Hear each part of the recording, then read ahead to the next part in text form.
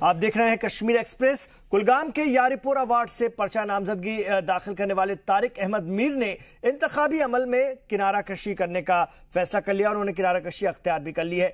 Video message के जरिए उन्होंने पर्चा वापस लेने की इत्तला दी। वाज़ेह रहे कि चंद दिनों कबल ही उन्होंने बड़े जोश और खरोश के साथ यारीपोरा वार्ड से नॉमिनेशन किया था, लेकिन अब वो इससे लाताल्लुकी का इजहार कर रहे हैं। नाम वापस लेने की उन्होंने कोई वजह नहीं बताई है। ऐसे भी खबर है कि कुछ और उम्मीदवारों ने बाज वजूहात के बिना पर अपना पर्चा वापस ले लिया है।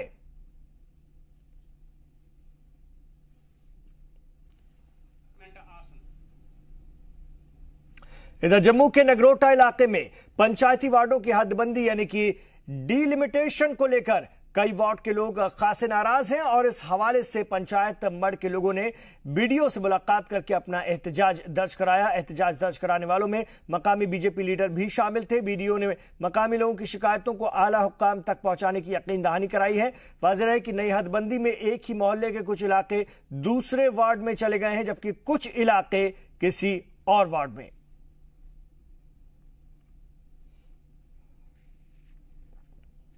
इत्थे कल अखबार विच निकलिया कि जिहड़े लोग पंचायती इलैक्शन दे विच जिहड़ी वार्डां बणियां जां कुछ गड़बड़ अगर होई है तो ऑब्जेक्शन कोई फाइल करना चाहता तो करी सकता है।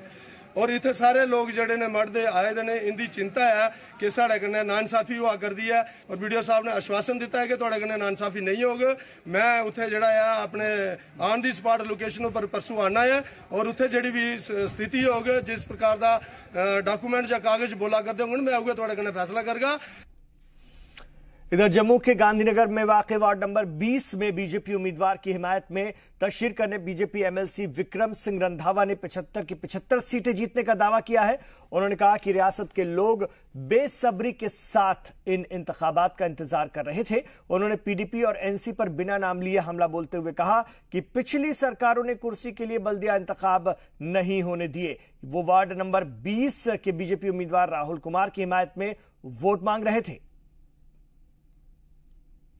जम्मू प्रोविंस के जितने भी विधानसभा क्षेत्र के हमने पंचायतों को जो इंचार्ज बनाए हुए हैं उनको बुलाया हुआ है ताकि आने वाले दिनों में एक पंचों की लिस्ट बनाई जाए, दूसरी सरपंचों की लिस्ट बनाई जाए।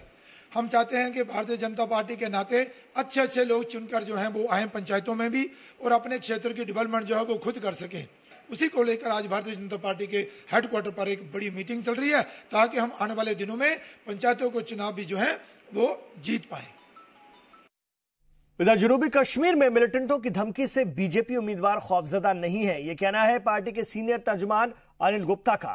जम्मू के त्रिकूट नगर वाक़े पार्टी दफ्तर में सहाफियों से बात करते हुए उन्होंने कहा कि जनूबी कश्मीर से बीजेपी उम्मीदवार की कामयाबी के असरात मुस्तकबिल में दिखाई देंगे। उन्होंने उम्मीद जाहिर की है कि जीते हुए बीजेपी उम्मीदवार इलाके की तरक्की में अहम रोल अदा करेंगे और अपनी कारकर्दगी से पार्टी की मकबूलियत में इजाफा करेंगे। बड़ी खुशी होती है आपको बताते हुए कि साउथ कश्मीर के अंदर भारतीय जनता पार्टी ने पूरा कब्जा कर लिया है। साउथ कश्मीर जो कि मिलिटेंसी का हब है, वहाँ के लोगों ने विकास को देखते हुए, क्योंकि वहाँ पे भी लोगों को सड़क, बिजली, पानी की समस्या है और पिछली सरकारें बिल्कुल नाकाम रही हैं। उनके जो वहाँ के चुनिंदा उनके एमएलएज हैं, रिप्रेजेंटेटिव हैं, उनके पास तक गए नहीं है और इसलिए इस बार उन्होंने उनको नकार कर भारतीय जनता पार्टी को मौका दिया है और भारतीय जनता पार्टी ने 6 म्यूनिसिपल कमेटीज के ऊपर वहां पर पूरा का पूरा कब्जा कर लिया है और बाकी कैंडिडेट्स भी हमारे साउथ कश्मीर से जीते हैं। इधर श्रीनगर में बल्दिया इंतखाबात के मद्देनजर बीजेपी के 26 उम्मीदवारों ने आज पर्चा दाखिल किया। बीजेपी उम्मीदवारों में खवातीन भी शामिल हैं और इस बात की जानकारी बीजेपी के रियासती जनरल सेक्रेटरी अशोक कौल ने दी। इस दौरान कौल एनसी पर जमकर बरसे। उन्होंने दावा किया कि पार्टी के कई लीडर उनके राब्ते में हैं और एक लीडर ने तो बीजेपी का दामन भी थाम लिया है। जो श्रीनगर म्युनिसिपल कॉरपोरेशन के 74 कैंडिडेटों में से 64 कैंडिडेट्स हमारे जिन्होंने फॉर्म भरे हैं, आज उनकी यहाँ हमने उनके साथ बातचीत की। आज हमने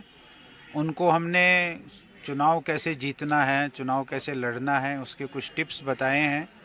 उन टिप्स में वो क्या क्या कर सकते हैं ये उनको बताया है। विशेष तौर पर हमने उनको कहा कि हम लोगों को ये आश्वासन दे कि अगर भारतीय जनता पार्टी की यहाँ कमेटी बनती है तो हम यहाँ क्या क्या कर सकते हैं, क्या क्या हम करेंगे ये हमने उनको बताया। उनको हमने ये भी बताया कि हम अपने वार्ड में ये जाकर लोगों को कहें कि हम उनके सामने हमेशा तैयार रहेंगे। हम अपने वार्डों में एक छोटा सा ऑफिस भी खोलेंगे, उस ऑफिस में हम 8 घंटे रहा करेंगे। जो भी कोई उस वार्ड की समस्या होगी, उस वार्ड की कोई प्रॉब्लम होगी, उस वार्ड को हम सॉल्व करेंगे। ये भी हमने अपने कैंडिडेट्स को बताया कि ये अपने उनको कहें। हमने ये भी बताया कि वो उन कैंडिडेट्स को कि वो अपने वार्ड के वोटर्स से ये कहें कि हम साफ़ सफाई, गार्बेज का डिस्पोज़ल, हम स्ट्रीट लाइट्स, हम जो कुछ म्युनिसिपलिटी से संबंधित, चाहे वो कुछ ईज़ करना है कंस्ट्रक्शन में, उसको ईज़ करेंगे। ऐसी सारी टिप्स हमने आज अपने कैंडिडेट्स को दी हैं और उनको ये। और बांदीपुरा के पनार गांव में मिलिटेंटों की मौजूदगी की इत्तला के बाद हिफाजती दस्तों ने इलाके का मुहासरा कर लिया है। तस्दीकशुदा इनपुट के बाद आर्मी और एसओजी की जानिब से इलाके में दाखिली और बाहरी रास्तों को ब्लॉक करके सर्च ऑपरेशन चलाया जा रहा है। ज्यादा जानकारी के लिए बात करेंगे अपने नुमाइंदे से, लेकिन आपको बता दें कि जिस तरह से लगातार सिक्योरिटी फोर्सेज मिलिटेंट्स पर शिकंजा कस रही हैं और लगातार उनके मिलने की इत्तला पर कार्रवाई की जाती है, फौरी कार्रवाई की जाती है, उससे मिलिटेंट्स के हौसले पस्त हो गए हैं, बौखला गए हैं मिलिटेंट्स। तो बांदीपुरा के पनार गांव में मिलिटेंटों की मौजूदगी की इत्तला के बाद हिफाजती दस्तों ने इलाके का मुहासरा कर लिया है और तस्दीकशुदा जो इनपुट मिल रहे हैं, तस्दीकशुदा इनपुट, उनमें आर्मी और एसओजी की जानिब से इलाके के दाखिली और बाहरी रास्तों को ब्लॉक करके सर्च ऑपरेशन चलाया जा रहा है। तो बांदीपुरा में सर्च ऑपरेशन जारी। आपको बता दें कि जिस तरह से सिक्योरिटी फोर्सेस ने तेजी दिखाई है मिलिटेंसी के खिलाफ, उससे घबरा गए हैं मिलिटेंट और जहां भी इत्तला मिलती है वहां पर पहुंच करके इलाके का मुहासरा किया जाता है और पहले उन्हें हथियार डालने के लिए, सरेंडर करने के लिए कहा जाता है, लेकिन जब वो किसी भी तरह से तशद्दुद पर आमादा होते हैं, फायरिंग खोलते हैं, तो ऐसे में फिर सख्त जवाब दिया जाता है। ये मिलिटेंट सीधे तौर पर सरहद पार से ट्रेनिंग लेकर के आ रहे हैं और जम्मू कश्मीर के माहौल को, यहां की फिजा को खराब कर रहे हैं, यहां के लोगों में दहशत फैलाने की कोशिश कर रहे हैं। और चाहे वो एसपीओस को धमकाने की बात हो या उम्मीदवारों को धमकाने की बात हो बल्दियाती इंतखाब के, लेकिन इसका कोई खास असर अवाम पर नहीं पड़ रहा है। लोग डेमोक्रेसी के तई और खास तौर से डेमोक्रेसी को मजबूत करने के तई फिक्रमंद हैं और कहीं ना कहीं लोगों का अब हदफ भी यही है। मिलिटेंसी में उन्हें बहुत नुकसान हुआ है, बड़ा लॉस जम्मू कश्मीर को हुआ है और आम जिंदगी मुतासिर हुई है। यही वजह है कि लोग मिलिटेंसी को नकार रहे हैं और सख्त चैलेंज का सामना इस वक्त मिलिटेंट्स को करना पड़ रहा है सिक्योरिटी फोर्सेस के हवाले से भी।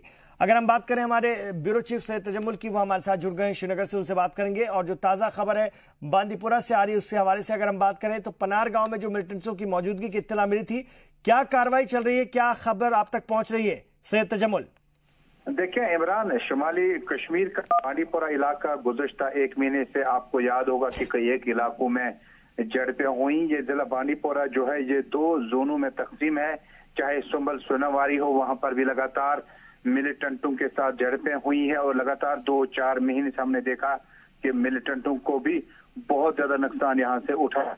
लेकिन साथ ही बांदीपुरा के पानार, अठवतु, बूठू, ये वो इलाके हैं, दर्दगुंड, जहां पर बहुत कम बार झड़पें हुई। यानी अगर झड़पें हुई तो ताजा इन्फिल्ट्रेशन जो है वो अठवतु या गुरेज सेक्टर से हुई हो, उसके बाद जब मिलिटेंट इस तरफ आने में कामयाब हुई हो तो नीचे टाउन के बजाय ये ज्यादातर रिहाइश पजीर या रहने की कोशिश करें इन इलाकों में, जिनमें आज भी पनार में ये इत्तला मिली सिक्योरिटी फोर्सेस को, जिसके बाद राष्ट्रीय राइफल्स, जम्मू कश्मीर पुलिस और एसएचजी के एहलकारों ने इस पूरे एरिया का कॉर्डन किया और अभी भी जो सर्च ऑपरेशन है वो जारी है। इमरान, इस इलाके में पनार में आपको याद होगा कि गुज़श्ता हफ्ते जब इत्तला मिली थी तो लगातार 1 हफ्ते तक तहसुल चलाया गया, जिसके बाद आखिरी दिन तक जो मिलिटेंट है वहां पर बच निकले थे, लेकिन उसके बाद दोबारा सर्च ऑपरेशन चला गया और मिलिटेंट मारे गए थे। और इस इलाके में यह भी इत्तला है कि जब फिर ऑपरेशन वहां सिक्योरिटी फोर्स ने कामयाबी के साथ खत्म किया, उसके बाद दोबारा शुरू हुआ। उम्मीद की जाती है कि देर तक इसमें कोई डेवलपमेंट हो सकती है। बहुत शुक्रिया आपका सैयद तजम्मुल इस पूरी जानकारी के लिए। लेकिन आप हमारे साथ रहिएगा, इस जानकारी के लिए तो आपका शुक्रिया। लेकिन अगली खबर पर भी हम आपसे बात करेंगे। इधर पीडीपी एमएलए की सरकारी रिहाइशगाह से असलहे और मैगजीन लेकर फरार हुआ आदिल बशीर की तकरूरी में जिला इंतजामिया की लापरवाही की बात सामने आ रही है। खबरों के मुताबिक तकरूरी से कबल जिला इंतजामिया उसके साबिका रिकॉर्ड की सही तरीके से जांच करने में नाकाम रही है। कहा जा रहा है कि एसपीओ बनने से कबल आदिल संगबारी के कई मामलात में शामिल रहा था। हालांकि 2 दिन पहले शोपियान के डीसी ओवैस अहमद ने आदिल की स्क्रीनिंग रिपोर्ट को मुस्बत बताया था, लेकिन 1 दिन बाद ही यह साबित हो गया कि वह दहशतगर्दाना सरगर्मियों में मुलव्विस था। वाज़ेह हो कि गुज़िश्ता 12 जुलाई को महकमा दाखिला ने डीसी, एसएसपी और डीएसपी सीआईडी की क़यादत में जिला सतही स्क्रीनिंग कमेटी तश्कील दी थी, लेकिन 2 दफा इसमें तौसी के बावजूद अभी तक फाइनल रिपोर्ट दाखिल नहीं की गई है। तो मिलिटेंसी के लिहाज से हसास तरीन इलाका शोपियान, जिसमें कितने एसपीओ की स्क्रीनिंग हो चुकी है, इस बारे में डीसी ने कोई वाज़ेह आदाद और शुमार तो नहीं दिया है। उनका कहना है कि स्क्रीनिंग का अमल जारी है। आपको बता दें कि गुज़िश्ता 28 सितंबर को श्रीनगर के जवाहर नगर में वाक़ एमएलए क्वार्टर पर तैनात आदिल रशीद गार्ड रूम से 7 राइफल, 1 पिस्तौल और 20 मैगजीन लेकर फरार हो गया था। हमारे साथ तजम्मुल, हमारे कश्मीर ब्यूरो चीफ श्रीनगर से हमारे साथ जुड़ गए हैं सैयद तजम्मुल। जानना चाहेंगे सैयद तजम्मुल आपसे कि इस मामले में अभी भी कहीं ना कहीं एक बड़ी लापरवाही आ रही है। इस तरह से जो ओहदे तैयार किए गए हैं, उनकी स्क्रीनिंग, उनकी जांच कहीं ना कहीं कमजोर रहती है, जिसके चलते इस तरह की हालात बन रही है। सैयद तजम्मुल इमरान, अगर आपको याद होगा कि जिस दिन ये वाकया पेश आया कि फिर हमने रिपोर्ट की थी कि रियासत जम्मू कश्मीर में एसपीओ की तकरूरी के लिए जो लवाजमात पूरे करने चाहिए थे वो सरकारी मुदाखलत की वजह से नहीं हो पाए। यानी सियासी मुदाखलत के बाद जिला तरक्याती कमिश्नर एसएसपीज को तहरीरी तौर पर जब एमएलए या मिनिस्टर ने रिकमेंड किया कि उनकी कंस्टिट्यूंसी में इतनी तादाद में जो बेरोजगार लोग हैं उन्हें महकमा पुलिस में एसपीओ के तौर पर किया जा सकता है, लेकिन हमने उसी दिन रिपोर्ट में कहा था कि जम्मू कश्मीर में, इमरान आपको याद होगा कि डाउनटाउन शहर श्रीनगर के कई मुतअद्दिद इलाकों में पथराव में बहुत ज्यादा कमी वाकया हुई।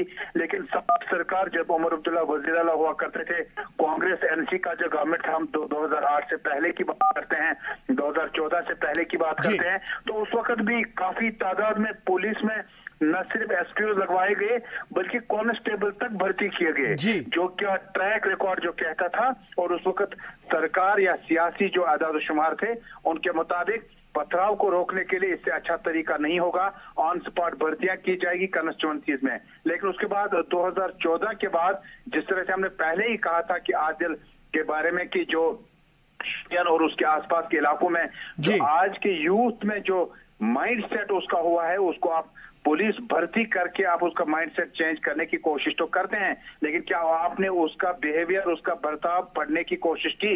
एक मामूली रिकमेंडेशन, बिल्कुल, इसके लिए बेहद सख्त जांच की जरूरत है, बेहद सख्त जांच की जरूरत है और बहुत सारी सतह पर इन जांचों को होना चाहिए, तब इस तरह के मामले शायद कुछ हद तक रुक पाए। बहुत शुक्रिया सैयद तजम्मुल आपका इस पूरी बातचीत के लिए श्रीनगर से।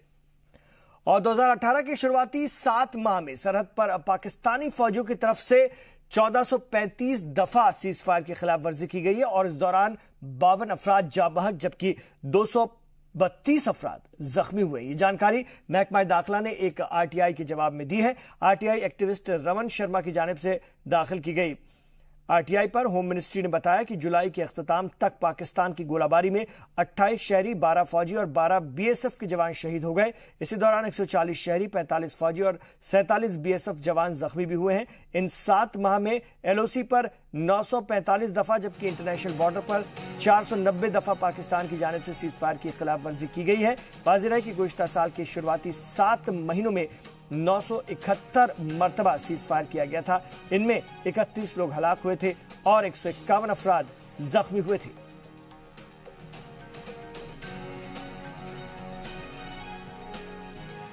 हमें ये लगा था सर्जिकल स्ट्राइक के बाद कि शायद हमारा जो पड़ोसी है वो कुछ हद तक सुधर जाएगा, बट बड़ा अनफॉर्चुनेट है। एक आरटीआई फाइल की गई थी with the ministry of home government of India, जिसे ये पूछा था कि 2016 से लेकर अभी तक जो है कितने सीज फायर वायलेशन हुए हैं एट इंटरनेशनल बॉर्डर और एलओसी।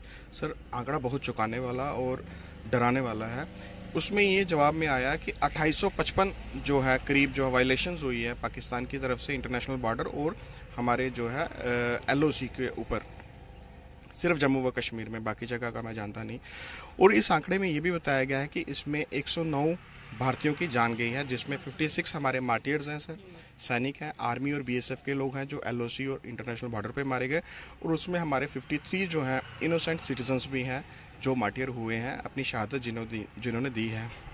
तो मेरी दरख्वास्त जो है इसको पता करने का सिर्फ एक ही कारण था कि हमारे जो सिटीजन्स मारे जा रहे हैं, हमारे आर्मी के पर्सनल भी मारे जा रहे हैं, बीएसएफ के लोग मारे जा रहे हैं, तो कम से कम हमारे बंकर्स जो है 4000 करोड़ रुपया जो है गवर्नमेंट ऑफ इंडिया ने सैंक्शन करके रखा है, जिसमें कठुआ में, सांबा में, जम्मू में, राजौरी, पुंछ और उरी सेक्टर में जो है सर बॉर्डर बनने हैं, ताकि लोगों की जान माल की हिफाजत हो सके।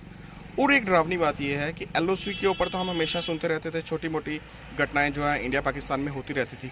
इस बार इंटरनेशनल बॉर्डर के ऊपर भी जो है सर लोगों की जान गई है और हमारे फौजियों की जान गई है, तो ये एक बड़ा वरीसम इशू है। और मैं ये भी दरख्वास्त करूंगा कि ठीक है सर, इंटरनेशनल बॉर्डर हमारा है या एलओसी है, इंडिया पाकिस्तान की हमारी जंग एक छोटी मोटी चलती रहती है, लेकिन इसमें हमारे जो आम नागरिक हैं उनकी जान ना जाए, और कोशिश की जाए कि बंकर्स जल्दी बनाया जाए। और साथ में सर काफ़ी लोग इंजर्ड होते हैं हमारे यहाँ पर, और इसमें 600 के करीब सर जो इसी अरसे में 3 साल के अरसे में जो है 600 के करीब जो है हमारे लोग इंजर्ड हुए हैं, जिसमें आर्मी के लोग भी और आम शहरी भी हैं। तो गरीब लोग वहाँ रहते हैं। जम्मू कश्मीर प्रदेश में आप जानते हैं इतनी ज़्यादा पर कैपिटा इनकम है नहीं है, तो उनके लिए 5 लाख रुपया जो मिनिस्ट्री ऑफ होम की एक पॉलिसी है, तो वो पैसे भी इन लोगों को जल्दी से जल्दी रिलीज़ किए जाएँ। और सबसे अहम जो है वो बंकर्स की बात है, बंकर्स जल्दी बना दिए जाएँ। और ये देखा जाए, इसको आप मानिए एक ह्यूमन एंगल से देखना पड़ेगा। जो हमारे बॉर्डर्स हैं, यानी कि जो लोग दिल्ली मुंबई में बैठ के बात करते हैं कि बॉर्डर्स के ऊपर लोग रहते हैं दोनों तरफ, चलिए हम उस तरफ की बात नहीं करते, हम अपने घर की बात करते हैं, इस तरफ की बात करते हैं, तो वहाँ पर बच्चे स्कूल में भी जाते हैं, पढ़ते हैं, वहाँ पर शादियाँ भी होती हैं, वहाँ पर मैयतें भी जाती हैं, हर तरह के लोग वहाँ पर रहते हैं, मतलब एक ज़िंदगी है वहाँ पर। तो जब वहाँ पर ज़िंदगी है तो उसको एक हमें ह्यूमन एंगल से देखना पड़ेगा और उन लोगों को सुविधाएं प्रोवाइड करानी पड़ेंगी। इधर मरकजी वजीर दाखिला राजनाथ सिंह ने जम्मू कश्मीर में सिक्योरिटी की मजमूई सूरत हाल पर इत्मीनान का इजहार करते हुए हिफाजती दस्तों के रोल की सराहना की है। आला सतही मीटिंग में सिक्योरिटी हालत का जायजा लेते हुए वजीर दाखिला ने रियासत में नज्म व नस्क बनाए रखने, मिलिटेंटों की सरकूबी और एलओसी पर दरअंदाजी की कोशिशों को नाकाम बनाने में फौज, नीम फौजी दस्तों और रियासती पुलिस के जवानों को खिराज तहसीन पेश की। उन्होंने कहा कि बहादुर जवान अंदरूनी और बैरूनी खतरात से निमटने में कामयाबी हासिल कर रहे हैं, और इस मौके पर सीनियर अफसरान ने वजीर दाखिला को जम्मू कश्मीर में सिक्योरिटी की मौजूदा सूरत हाल से वाकिफ कराया। मौसम सरमा की आमद के पेश नजर वजीर दाखिला ने सरहदी इलाकों और बॉर्डर पर मजीद चौकसी बरतने की हिदायत जारी की। उन्होंने यकीन दिलाया कि मरकजी हुकूमत हर मौके पर सिक्योरिटी फोर्सेस के साथ शाना बशाना खड़ी है।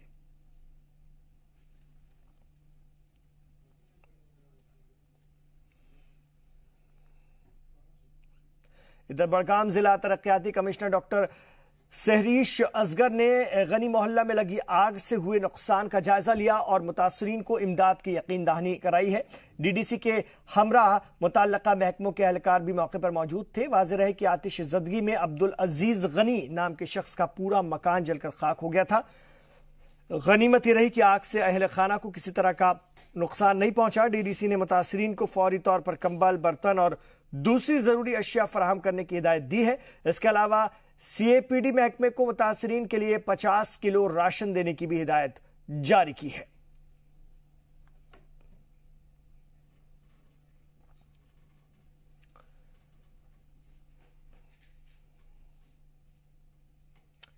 वादी कश्मीर में अक्टूबर के आखिरी हफ्ते से 10वीं, 11वीं और 12वीं के इम्तहानात शुरू होने जा रहे हैं। डिवीजन कमिश्नर बसीर अहमद खान ने तमाम जिला तरक्याती कमिश्नरों को इन इम्तहानात को शफाफ तरीके से कराने की हिदायत दी है। आला अफसरान के साथ हुई मीटिंग में इम्तहानात की तैयारियों को लेकर तफसीली चर्चा की गई है। इस दौरान सूबाई कमिश्नर ने एग्जाम पेपर को महफूज हालत में रखने के लिए मुताल्लिका पुलिस स्टेशनों पर स्ट्रांग रूम बनाने की हिदायत दी। आपको बता दें कि 12वीं के एग्जाम 22 अक्टूबर से, 10वीं के इम्तहानात 24 अक्टूबर से, जबकि 11वीं क्लास के एग्जाम 26 अक्टूबर से शुरू होंगे। इन इम्तहानात में वादी कश्मीर के तकरीबन 1,90,000 तलबा शरीक होंगे। कुछ इलाकों में तलबा इम्तहानात की तारीख आगे बढ़ाने का भी मुतालबा कर रहे हैं। जनूबी कश्मीर के तलबा का कहना है कि स्कूल कॉलेज बंद होने के सबब उनका कोर्स मुकम्मल नहीं हुआ है।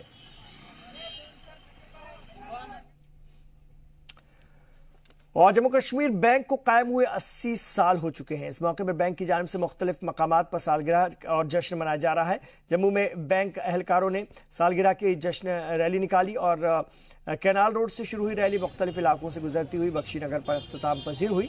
रैली में मुख्तलिफ ब्रांच के बैंक मुलाजमीन ने शिरकत की। आपको बता दें कि जम्मू कश्मीर बैंक की बुनियाद 1938 में उस वक्त के महाराजा की सरपरस्ती में हुई थी। अंदरून रियासत और बैरून रियासत बैंक की सैकड़ों ब्रांचेज अवाम की खिदमत अंजाम दे रही हैं। गुज़िश्ता चंद सालों के दौरान बैंक के मुनाफे में भी खातिर ख्वाह इजाफा हुआ है। क़याम के 80 साल पूरे होने पर बैंक इंतजामिया ने जल्द ही नई स्कीम लॉन्च करने का ऐलान भी किया है। आज से 80 साल पहले 1 अक्टूबर 1938 में महाराजा ने उस समय जे.एंड.के बैंक की स्थापना की थी और आज इस साल हम अपना 80वां वर्षगांठ मना रहे हैं अपने स्थापना की। और इस साल हमारे आदरणीय चेयरमैन साहब जनाब परवेज़ अहमद साहब ने इसका इनिशिएटिव लिया है कि इसको इस तरीके से मनाने का। और इसका जो एक थीम है वो ये है कि हम दोबारा से ये शपथ ले रहे हैं कि हम इन पिछले 80 सालों में जो सेवा, जो कस्टमर सर्विस अपने कस्टमर्स को देते रहे हैं, वही हम बरकरार रखेंगे आगे आने वाले सालों में। मजहबी मुनाफरत को खत्म करके मुख्तलिफ मज़ाहिब के पैरोकारों के माबैन बाहमी इत्तेहाद को फ़रोग देने के लिए जम्मू में बैनुल मज़ाहिब सेमिनार का इनेकाद किया गया।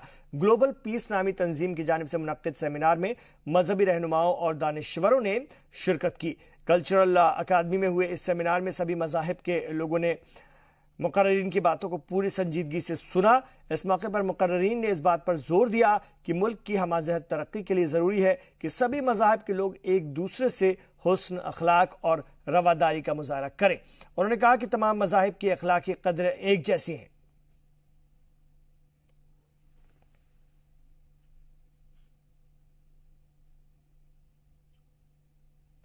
इधर बारामूला के राफियाबाद से 20 सीनियर सिटीजन्स का एक ग्रुप वतन की सैर को रवाना हुआ है। 32 राष्ट्रीय राइफल्स की जानिब से मुनक्किद वतन की सैर कैपेसिटी बिल्डिंग टूर को ब्रिगेडियर डी राय ने हरी झंडी दिखाई। वाज़ेह हो कि 20 मौलवी और गांव के बुजुर्गों के लिए 10 दिन के CBT यानी कि कैपेसिटी बिल्डिंग टूर का एहतमाम किया गया है। बुजुर्ग श्रीनगर होते हुए दिल्ली और अजमेर का दौरा करेंगे। इस दौरान उन्हें अपने मुल्क को और भी करीब से देखने का मौका मिलेगा। इसके पहले आर्मी और रियासती पुलिस की जानिब से बच्चों को मुल्क की सैर पर भेजा जाता रहा है, लेकिन अब आर्मी की जानिब से नई पहल की गई है। इसके तहत बुजुर्गों को अपने मुल्क के मुख्तलिफ हिस्सों की सैर के लिए रवाना किया जाता है। इससे मुल्क परस्ती का जज्बा और भाईचारे को भी फरोग मिलता है। टूर है वतन की सैर। यहाँ के जो मौलवीज और बुजुर्ग लोग हैं इनके लिए टूर था। 4 अक्टूबर तक इनको हम बाय एयर दिल्ली ले जा रहे हैं और उसके बाद 4 दिन दिल्ली घुमाने के बाद इनको 3 दिन का ट्रिप इनका अजमेर शरीफ है। तो ये इनको यहाँ के जो जम्मू कश्मीर के जो गांव के लोग हैं, दूर दराज के लोग हैं, इनको दिखाना कि देश कितनी तरक्की कर गया है। और अजमेर ले जाने का आपको मालूम है कि मोहद्दीन चिश्ती की बहुत बड़ी ज़ियारत है। वहाँ ये अपना देख करके उनसे दुआ लेकर आएंगे।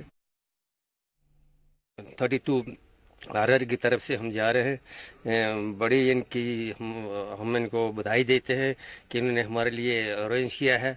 और ख़ास कर जो हम बुज़ुर्ग आदमी हैं हम पर बैठे हुए हैं और ये जहाज़ के थ्रू जा रहे हैं, उनको कोई तकलीफ़ नहीं होगी। तो हम 92 RR के बड़े शुक्रगुजार हैं कि आइंदा भी इसी तरह के प्रोग्राम हमें देते रहेंगे। आज मैं पहली बार जा रहा हूँ टूर देखने के लिए दिल्ली और इसमें अजमेर में। और भी होने चाहिए, बाकी लोग भी चाहें इसको अच्छी तरीके से और अपना देखें बाहर जाकर क्या होता है। मुल्क के दूसरे सूबों की तरह रियासत जम्मू कश्मीर में भी आज पूरे अदब और एहतराम के साथ बाबा कौम महात्मा गांधी का 150वां यौम पैदाइश मनाया गया। इस मौके पर जम्मू के सरहदी इलाकों में मुख्तलिफ किस्म के प्रोग्राम का एहतमाम किया गया। सुचेतगढ़ के बेरा गांव में नौजवानों की एक तंजीम यंग ब्लड संस्था की जानिब से मुनक्किद जलसे में महात्मा गांधी की जिंदगी के मुख्तलिफ पहलुओं पर रोशनी डाली गई। प्रोग्राम के दौरान तलबा ने एक स्किट भी पेश किया। इस मौके पर तालीमी सरगर्मियों में उम्दा कारकर्दगी का मुजाहरा करने वाले तलबा में इनामात भी तकसीम किए गए। प्रोग्राम में SDPO के अलावा गांव के मुअज़्ज़िज़ अफराद शरीक हुए। जो भी है उनके साथ में ज्यादा इंटरेक्ट करूं, तो ये जितनी भी हमारे इतने महापुरुष हुए हैं, जो भी ग्रेट पर्सनालिटीज हुई हैं, हम इनके दिन इसलिए याद करते हैं ताकि उनकी जीवन शैली जिस तरीके से हुई है हम उसको याद करें और बच्चे उसी तरीके से अपने आप में वो चीजें डालें। जैसे गांधी जी ने कहा, कभी झूठ नहीं बोलना, कभी झूठ नहीं बोलना, हमेशा सच बोलना, हमेशा सच बोलना, अपने पे विश्वास रखना कि हाँ मैं कुछ कर सकता हूं। वहीं बापू की जयंती पर जम्मू में साइकिल रैली का भी एहतमाम किया गया। गांधीनगर से शुरू हुई रैली को SP साउथ नवीन कुमार ने हरी झंडी दिखाकर रवाना किया। रैली में मुख्तलिफ स्कूलों के तलबा के अलावा बड़ी तादाद में मकामी लोगों ने शिरकत की। ये रैली शहर के मुख्तलिफ इलाकों से गुजरते हुए गांधी स्टेच्यू पर अख्ताम पजीर हुई। रैली का मकसद बाबा कौम की जिंदगी और उनके उसूलों से अवाम को रोशनास कराना और उस पर अमल पैरा होने की तरगीब देना था। हम गांधी जयंती को स्वच्छ भारत अभियान के तौर पर भी सेलिब्रेट करते हैं। उसी की एक कड़ी में आज साइक्लोथॉन यहाँ पर नेहरू लेक ने ऑर्गेनाइज की है, जिसका अभी यहाँ पर शुभारंभ होने वाला है। ये पूरे जम्मू में एक स्वच्छता का पैगाम लेके जा रहे हैं। हमारी शुभकामनाएं इनके साथ है। ये स्वच्छता ह्यूमन बीइंग का एक इंटीग्रल हिस्सा है और सबको अच्छी लगती है। सिर्फ एक इंस्पिरेशन की जरूरत होती है। हर आदमी चाहता है कि मेरा आस पड़ोस जो है वो स्वच्छ रहे, बीमारियों से मुक्त रहे।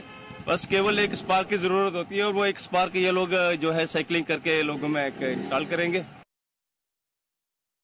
कि हम अपने जम्मू को अच्छा रखें, साफ रखें और लोगों को अवेयरनेस होती है कि वो भी ऐसा काम करें। और एक लोगों में होती है कि साइकिलिंग कितनी अच्छी है हेल्थ के लिए, वो बहुत सारे हमारे फिटनेस रखती है। सी Gandhi ji once said that be the change you want to see in the world. I won't say कि ये एकदम we can see overnight changes or not, but these small steps always adds on to the big concern, and things like this, events like these will always put on some awareness to some level. अगर आज probably there is a strength of some people here and they are able to change the mindset of even one, so I think the purpose is solved. बाबा कौम की 150वीं जयंती के मौके पर जम्मू में नशा मुखालिफ रैली का भी एहतमाम किया गया। जानीपुर से शुरू हुई रैली शहर के मुख्तलिफ इलाकों से गुजरी। रैली में शामिल लोगों ने नशे से होने वाले जिस्मानी और जहनी नुकसानात से आगाह करते हुए जम्मू को नशा मुक्त बनाने का अज़्म किया। वाज़ेह है कि गुज़िश्ता चंद बरसों के दौरान जम्मू समेत आसपास के इलाकों में नौजवानों में नशीली अशिया के इस्तेमाल की आदत तेजी से परवान चढ़ी है। रैली में शामिल लोगों ने वालिदैन से अपने बच्चों पर खुसूसी तवज्जो देने की अपील भी की।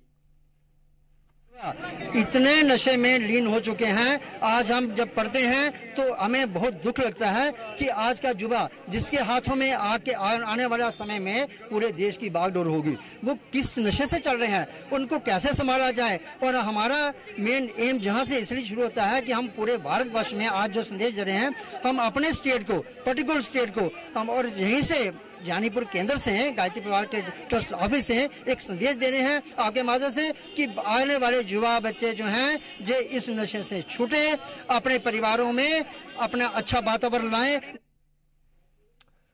श्रीनगर मेडिकल कॉलेज और अस्पताल में महात्मा गांधी की यौम विलादत के मौके पर एक national anti drug addiction programme का इनेकाद किया गया। इस मौके पर कसीर तादाद में तलबा और महकमा सेहत के अहदेदार मौजूद रहे।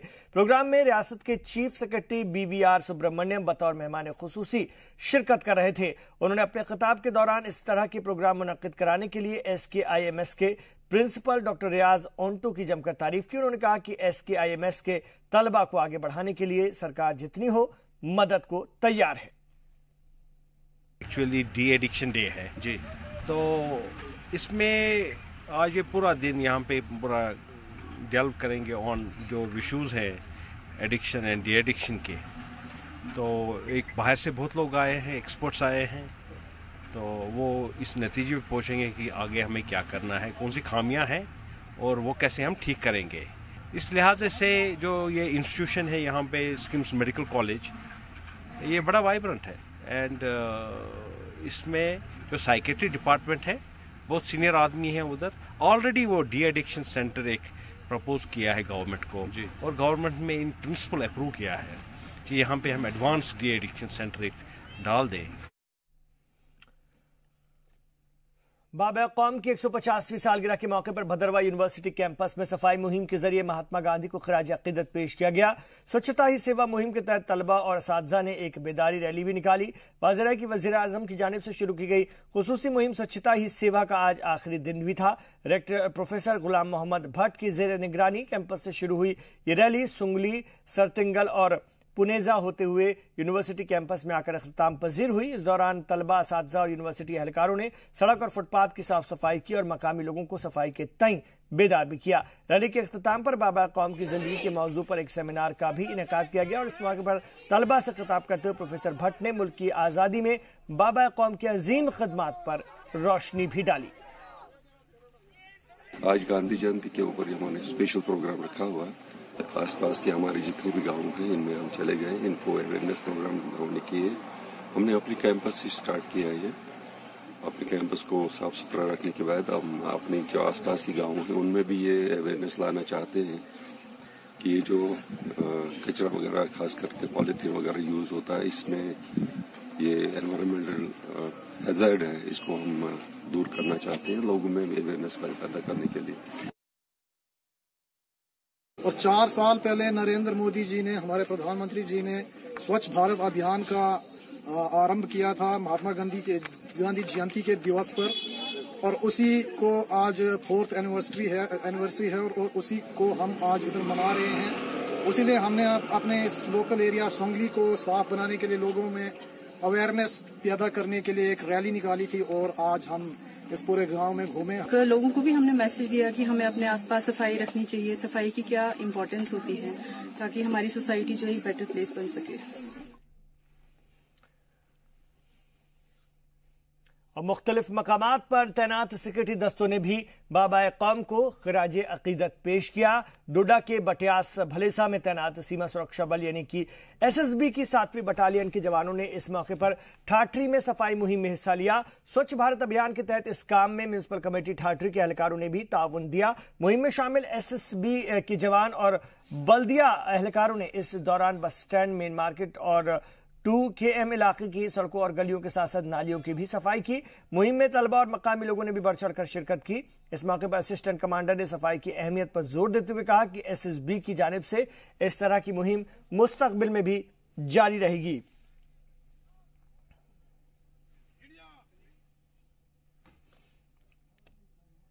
वज़ीर आज़म नरेंद्र मोदी की जानिब से सफाई को लेकर छेड़ी गई मुहिम कई लोगों की जिंदगी का मकसद बन चुकी है। इन्हीं में से एक जम्मू के केवल कृष्ण हैं। बुजुर्ग होने के बावजूद सफाई को लेकर उनकी बेदारी एक मिसाल है।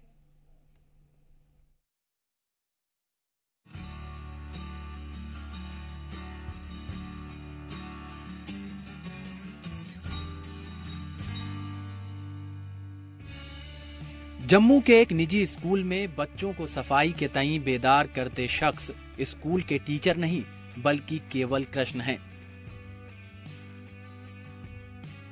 केवल कृष्ण एक सोशल एक्टिविस्ट हैं जिन्होंने अपनी बाकी की जिंदगी सफाई के नाम कर दी है।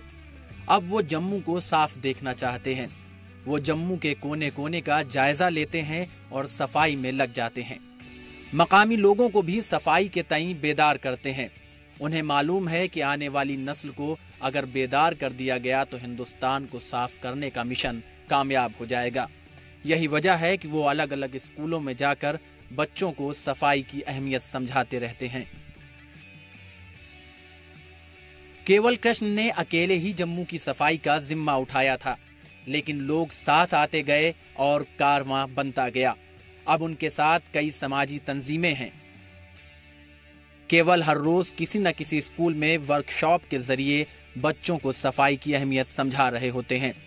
बच्चों का कहना है कि पहले वो सफाई को खास तवज्जो नहीं देते थे, लेकिन केवल कृष्ण के समझाने के बाद से उन्होंने सफाई की अहमियत और ज़रूरत को समझा। अपना मुल्क, हमारा अपना समाज साफ रखेंगे, इससे हमारे क्षेत्र को कभी भी कोई बीमारियां नहीं लगेगी। पोल्यूशन से यहाँ बहुत कुछ बीमारियां फैलती है और पॉलीथीन को भी डिस्पोज होते बहुत साल लग जाते हैं और हमें ये कपड़ों के थैले यूज़ करने चाहिए और हमें अपने मुल्क में सफाई करनी चाहिए। जैसे हमारे स्कूल में हर स्कूल में एक सर जाते हैं, वैसे वो हमें यही पढ़ाता है कि हर जगह सफाई रखें। अगर हमारे से सफाई शुरू होगी वैसे ही हमारा इंडिया भी साफ रहेगा। केवल कृष्ण का मानना है कि वजीर आजम का ख्वाब हकीकत हो सकता है अगर हर एक शहरी सफाई की अहमियत समझे और खुद को इस मिशन से जोड़े। प्रधानमंत्री मोदी जी ने एक स्वच्छ भारत के ऊपर जब शुरू किया तो एक भारतीय विकास परिषद की नीति बुक आती है, उसमें लिखा हुआ था प्रधानमंत्री जी का एक मैसेज कि भारत को स्वच्छ बनाने का काम किसी एक व्यक्ति का नहीं है, ये तो पूरे भारतवर्ष में 125 करोड़ लोगों द्वारा किया जाना है, जो भारत माता के पुत्र और पुत्रियां हैं। हमें ये ठान लेना चाहिए कि ना हम कचरा करेंगे ना हम करने देंगे। वहाँ से वो मैंने लेक्चर उनका देखा, मैं वो लेक्चर लेकर के फटाफट उसको टाइप करवाया और टाइप करवा के उसके पोस्टर बनाने शुरू किए। उस पोस्टरों को मैं जगह जगह बच्चों के साथ बांटता था। उसके बाद आगे आगे मैं बढ़ता ही गया। महात्मा गांधी से तरगीब लेकर पीएम मोदी ने सफाई को एक मिशन के तौर पर अपनी सरकार का अहम मकसद बनाया है। गांधी जी का कहना था कि सफाई मेरे, आपके या किसी एक शख्स के लिए नहीं होती, बल्कि ये हर किसी के लिए है। केवल कृष्ण इन्हीं रास्तों पर चल रहे हैं। जी सलाम के लिए जम्मू से राजन वैद की रिपोर्ट। इधर वादी कश्मीर में भी बाबा कौम की 150वीं सालगिरह अदब और एहतराम के साथ मनाई गई। गांदरबल में इस मौके पर लोगों को अपने आसपास साफ सफाई रखने के लिए बेदार किया गया। इस हवाले से जिला तरक्याती कमिश्नर डॉक्टर पीयूष सिंगला ने कमरिया पार्क से स्वच्छता ही सेवा मुहिम का आगाज किया। फ्लोरिकल्चरल महकमे की जानिब से शुरू की गई इस मुहिम के तहत लोगों से पार्क और दीगर पब्लिक प्लेसेस को साफ रखने की तलकीन की गई। वाज़ेह है कि स्वच्छता ही सेवा मुहिम के तहत गुज़िश्ता 2 हफ्तों के दौरान जिले के मुख्तलिफ इलाकों में क्लीननेस ड्राइव चलाई गई। सरकारी महकमों की जानिब से चलाई गई इस मुहिम में बड़ी तादाद में तलबा और मकामी लोगों ने शिरकत की। उम्मीद की जा रही है कि इस मुहिम का असर आगे भी देखने को मिलेगा। ये पूरा एक जो स्वच्छता जो एक मुहिम की तरह उभरी है, उसी को आज 2 अक्टूबर है, गांधी जयंती है। इसके तहत कश्मीर में जो हमारे पार्क्स हैं, स्पेशली टूरिस्ट यहाँ जिन पे आते हैं, उनको साफ सफाई रखनी और एक इम्पॉर्टेंट इसका एक हिस्सा है। उसी के तहत डिपार्टमेंट फ्लोरी फ्लोरिकल्चर ने आज गांदरबल के जितने हमारे मेजर पार्क्स हैं, कमरिया पार्क हो गया, जरोखा बाग हो गया और किड्स गार्डन, इन सब के सफाई का एक मुहिम आज छेड़ी है। ये एक मुहिम चलाई थी सफाई की अपने गार्डन्स में, अपने पार्क्स में, जो हमारी इस डिस्ट्रिक्ट गांदरबल में आती है। ये हमारे साथ हमारे डिस्ट्रिक्ट के होनहार जो डिस्ट्रिक्ट डीसी साहब हैं, उन्होंने भी शमूलियत की और ये हमने उससे हमारे जो हमारे मुलाजिम हैं उनमें एक जज्बा आ गया कि हमें किसी भी सूरत में अपनी जो ये ग्रीन स्पेसेस है, पार्क्स है, गार्डन्स हैं, उनको साफ रखना है और लोगों को भी बोलना है कि साथ में की प्रॉपर्टी है, आप आइए, एंजॉय कीजिए, खाइए पिए, लेकिन साथ साथ में सफाई का भी खास ख्याल रखिए। इधर स्वच्छ भारत अभियान के तहत आज पटन में ब्लॉक मेडिकल ऑफिसर और ITI सुपरिटेंडेंट की क़यादत में शहर में सफाई मुहिम चलाई गई। इस मौके पर तिब्बी महकमे के अहलकार, ITI के तलबा ने एक रैली भी निकाली और लोगों में सफाई के तई बेदारी पैदा की गई। मुहिम में मकामी लोगों और सफाई मुलाजमीन ने भी शिरकत की। मुहिम का अख्ताम ट्रामा हॉस्पिटल पर हुआ। इस मौके पर BMO और ITI सुपरिटेंडेंट ने हाजिरीन से खिताब भी किया। स्वच्छ भारत मिशन के अंडर आज हमने एक सेमिनार किया और ड्राइव एक किया जिसमें स्टूडेंट्स ने हिस्सा लिया है और हमारे हॉस्पिटल के एम्प्लॉयज़ ने मिलके एक जॉइंट एडवेंचर चलाया जिसमें हमने स्वच्छ भारत के मिशन के तहत एक सेमिनार किया और इसमें हमने एक प्लेज किया, एक अहद किया कि हम कम से कम 2 घंटे महीने के इसमें हम वक्त करेंगे और इसके साथ साथ अपनी जगह जो है वो साफ़ करेंगे। इसमें हमने पूरा ड्राइव लिया और पूरे हॉस्पिटल को हमने साफ़ किया मिलके। डोडा जिले के ठाठरी में कार हादसे में हलाक हुए सरकारी स्कूल टीचर की लाश न मिलने से मकामी लोगों की नाराजगी बढ़ती जा रही है। हादसा 27 सितंबर को ठाठरी के जंगलवाड़ा नाले के करीब पेश आया था। कार के दरियाए चेनाब में गिरने से एक खातून और स्कूल टीचर की मौत हो गई थी। खातून की लाश उसी दिन मिल गई, लेकिन 5 दिनों बाद भी स्कूल टीचर की लाश नहीं मिल पाई है। लाश के मुतालबे को लेकर फक्सू इलाके के लोगों ने बटोट डोडा किश्तवाड़ कौमी शाहराह को ब्लॉक कर दिया और इंतजामिया के खिलाफ पुरजोर एहतजाज किया। महलूक असातिज़ा के अहले खाना का कहना है कि मुसलसल यकीन दहानियों के बावजूद रेस्क्यू ऑपरेशन शुरू नहीं किया गया है। वाज़ेह कि 3 रोज कबल भी मकामी लोगों ने लाश की बाजियाबी के लिए एहतजाज किया था। ट्रैफिक जाम होने की खबर मिलने पर SDM और SP मौके पर पहुंचे और मुजाहिरीन को समझा बुझाकर ट्रैफिक खुलवाया।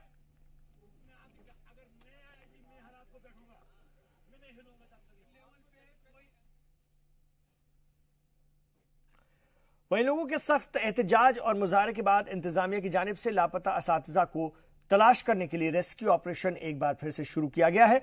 इसके लिए स्पेशल फोर्सेस की एक टीम मौके पर पहुंचकर असातिज़ा मोहम्मद सलीम वानी की तलाश कर रही है।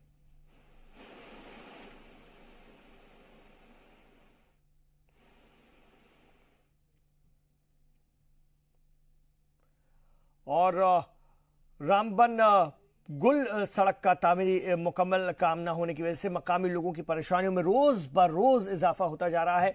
तकरीबन 52 किलोमीटर लंबी इस सड़क की तामीर बॉर्डर रोड ऑर्गेनाइजेशन यानी कि BRO की जानिब से किया जा रहा है। BRO के ट्रैक रिकॉर्ड को देखते हुए जब तामीरी काम इसे सौंपा गया तो मकामी लोगों को काफी खुशी हुई थी, लेकिन अब इसकी कारकर्दगी से भी लोग मायूस होते जा रहे हैं। और वाज़ेह है कि जंगलाती इलाकों से गुजरने वाली सड़क के किनारे जो दीवारें बनाई गई थी वो एक बारिश में भी नहीं ठहर पाई और यही हाल सड़कों का भी है। कंठा से गुल का रास्ता तय करने में मुसाफिरों को काफी दिक्कत उठानी पड़ रही है। मकामी लोगों का इल्जाम है कि तामीर में घटिया किस्म के मटेरियल का इस्तेमाल हो रहा है और इसमें बेकन के एहलकार और लोकल कारोबारी दोनों शामिल हैं। बीकन का रोड है संगलदान टू गूल, 16 किलोमीटर की लेंथ है टोटल रोड की, जिसमें से 5 किलोमीटर जो है रोड मैक्टिमाइज्ड है, कंप्लीट है। और उधर से आगे जो है as per the information of the GREF authorities कि इनको अक्टूबर 2018 तक घाट मोड़ तक करना था। काम की जो पेस स्लो है हमने उनसे टेकअप किया था, वो कह रहे हैं कि अब जो स्पेसिफिक लिमिट्स हैं या अक्टूबर या नवंबर तक वो अपना टारगेट अचीव कर लेंगे। हाँ, नाकिस मटेरियल जो इस्तेमाल कर रहे हैं इसकी कंप्लेंट्स हमारे पास आ रही हैं। इसमें हम एक हमारे कलेक्टर साहब को लिखेंगे, DC साहब को, कि एक एक्सपर्ट टीम बुलाएंगे जो टेक्निकली साउंड हो, जो कि इस मटेरियल जो यूज़ कर रहे हैं उसकी रिपोर्ट फर्निश करेंगे, तो उसके बाद ही हम कोई कार्रवाई कर सकते हैं।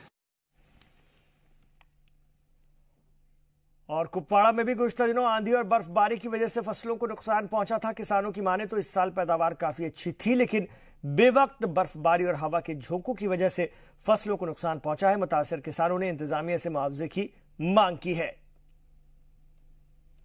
तुर्कपुरा और सुल्तानपुरा, दीदीपुरा में बहुत ज़ालाबारी से बहुत नुकसान हुए, बड़े बड़े उले पड़े हैं, लेकिन गवर्नमेंट का कोई बंदा हार्टिकल्चर का या एग्रीकल्चर का कोई बंदा यहाँ पे नहीं आया है और ना उन लोगों ने ये जहमत की है कि हम देखेंगे कि कितना नुकसान हुआ, क्या हुआ है। गवर्नमेंट ने अभी तक कुछ भी नहीं इसके लिए कुछ भी नहीं किया है। अब हम गवर्नमेंट से अपील करते हैं कि इन 2, 4, 5 गाँवों को देखें और इनका जो ये ज़ालाबारी से नुकसान हुआ, लगभग मुझे लगता है कि लाखों में यहाँ पे नुकसान हुआ है। सेबों का नुकसान हुआ है, शाली का नुकसान हुआ है और मक्की का नुकसान हुआ है। इधर Kashmir PHE joint employees association की जानिब से प्रताप चौक पर जमकर एहतजाज किया गया। एहतजाज कर रहे मुलाजमीन के साथ प्रताप चौक पर उनके बच्चे भी मुजाहरे में शामिल थे। मुलाजमीन का इल्जाम है कि उन्हें 21 महीनों से तनख्वाह नहीं दी गई है और वो किसी तरह अपना घर बार चला रहे हैं। एहतजाजियों ने धमकी दी है कि अगर उनके मुतालबात पूरे नहीं किए गए तो 5 और 6 अक्टूबर को पूरी तरह से लॉकडाउन स्ट्राइक पर वो चले जाएंगे।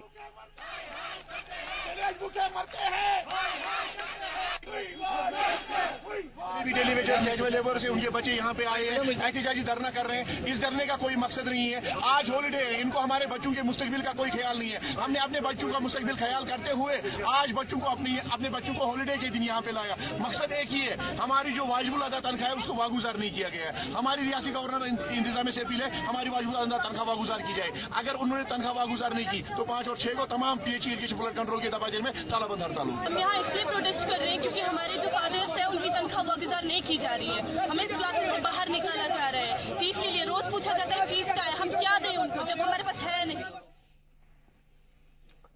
आगे बढ़ते हैं खबरों के सफर में और बात करेंगे PHE ज्वाइंट एम्प्लॉयज की, जो कि अपनी तनख्वाह को लेकर मुजाहरा कर रहे थे। इधर कुलगाम के दमहाल हांजीपुरा में मकामी लोगों की गिरफ्तारी के खिलाफ आज बाजार बंद रहा और बंद के सबब ट्रैफिक की नकल और हमल कारोबारी सरगर्मियां भी मुअत्तल रही। गिरफ्तार अशखास में से एक मकामी स्कूल का टीचर भी बताया जा रहा है। पुलिस ने इन लोगों को मुश्तबा सरगर्मियों में मुलव्वस होने के इल्जाम में गिरफ्तार किया है।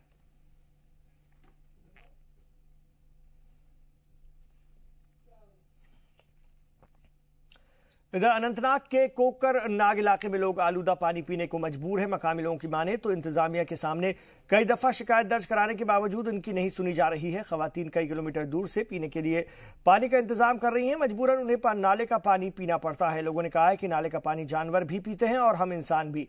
बावजूद इसके इंतजामिया हाथ पर हाथ धरे बैठी है। उधर कोकरनाग से MLA अब्दुल रहीम ने कहा है कि इलाका ऊंचाई पर होने की वजह से इंतजामिया वहां तक पानी नहीं पहुंचा सकी है। श्रीनगर के शेर कश्मीर स्टेडियम में जारी एशियन पैनकेक सिलाट चैंपियनशिप में एक से बढ़कर एक दिलचस्प मुकाबले देखने को मिल रहे हैं। चैंपियनशिप में हिंदुस्तानी खिलाड़ी भी पूरे जोश और खरोश के साथ उतरे हैं। देखते देखते कश्मीर समेत पूरे हिंदुस्तान में इस खेल में नौजवानों की दिलचस्पी बढ़ती जा रही है।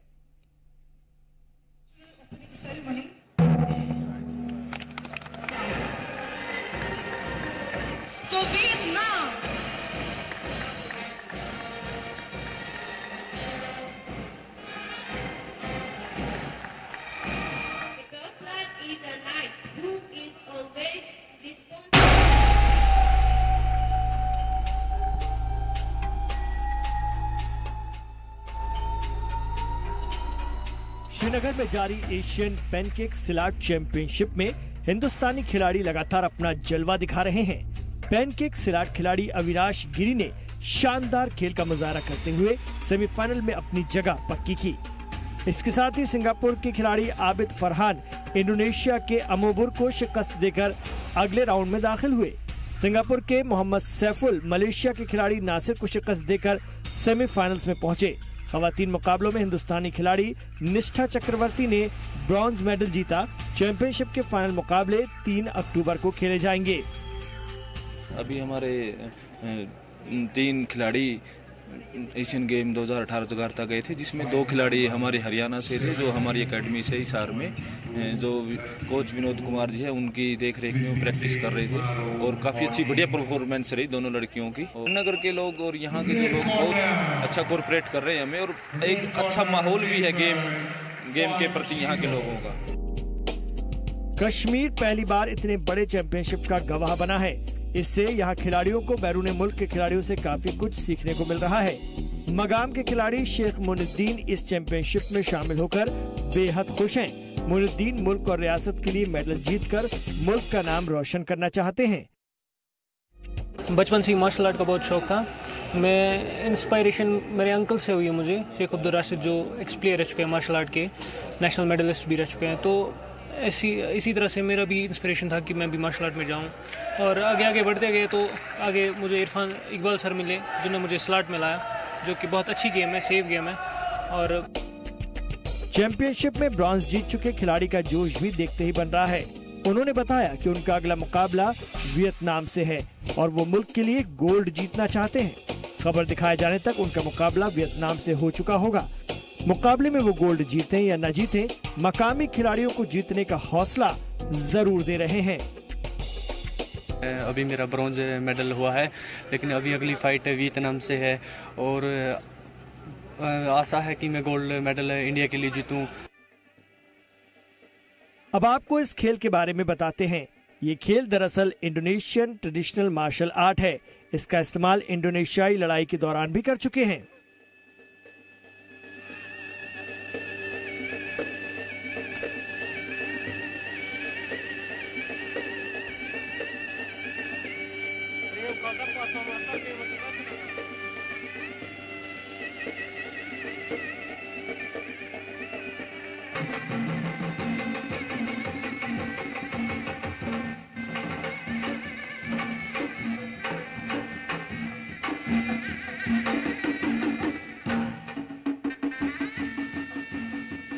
लेकिन धीरे धीरे इसे खेल में बदल दिया गया।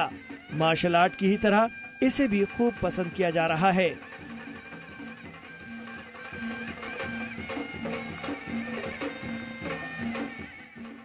दस 12 कंट्री इसमें पार्टिसिपेंट, फर्स्ट बार इतना बड़ा इवेंट कश्मीर में हो रहा है और अच्छा है। कश्मीर के बच्चे या इंडिया के बच्चे इसमें बाहर के कंट्रियों का जो प्लेयर है, सीनियर प्लेयर है कुछ बाहर के कंट्रियों की, उनका भी खेल देख रहे हैं, एंजॉय कर रहे हैं और मुझे आशा है कि ये गेम इंडिया में अच्छी तरह बढ़ेगी और इंडिया के यूथ इसमें अच्छी तरह पार्टिसिपेंट करेंगे।